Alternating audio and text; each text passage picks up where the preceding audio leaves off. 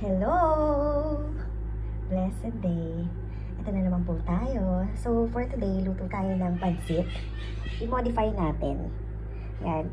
Actually, natutunan ko po to kay Papa Alex. Credits to Papa Alex. According to Papa Alex, ito daw po yung favorite ng aming Lolo Nespo. So, meron tayong pansit.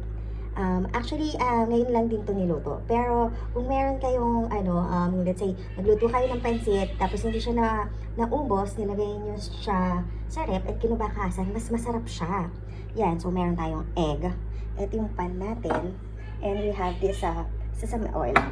So first, heat natin yung ating, kalan. Ang ating pan. And then, pour tayo, dalisan natin yung olive oil. Not olive oil, sesame oil. Actually, you can use whatever oil you have there in your kitchen. And then, yan. So, yung egg natin dito, i-beat lang natin. Yan. Crack and pour. Modification ang tawag eh, no? Hindi, ano lang to. For new taste of pansit. Ayan, so itong egg, scrambled natin. Ibig natin ng egg. Diba? And then, yung pan, mainit na siya. So, lagyan na natin itong egg.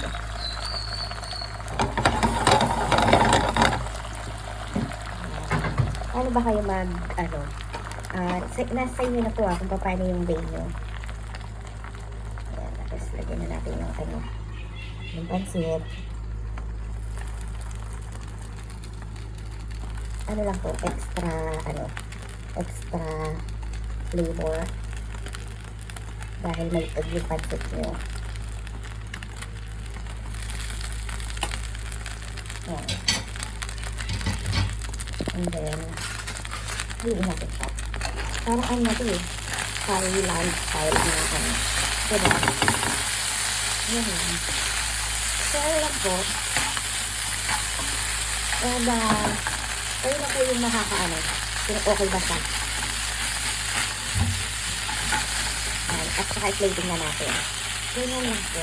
Kayo din po ba? Gusto niyo yung, mas crispy, sunog-sunog yung pansit. Diba? Ayan. Iba-iba ng iba-iba tayo ng tawag dito, ng gusto. Yung iba gusto naman, medyo mamasa-masa yung pansit. Ito naman, fried noodle style. Mostly nakikita ko sa mga, mga Chinese ganyan. Ayan, diba? Crispy. Fry, hindi sa, Pero masarap din yung, pansit canton, yung makabayong noodles, diba? Basa-basa, may sauce talaga. So, plating na tayo. Plating na lang. Ito lang natin ang ating pansit.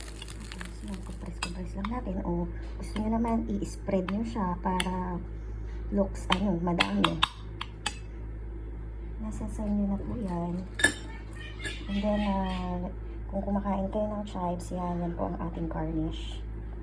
So, pansit with egg. Actually, may chicken din po yan. Yan. So, thank you for watching po. Enjoy!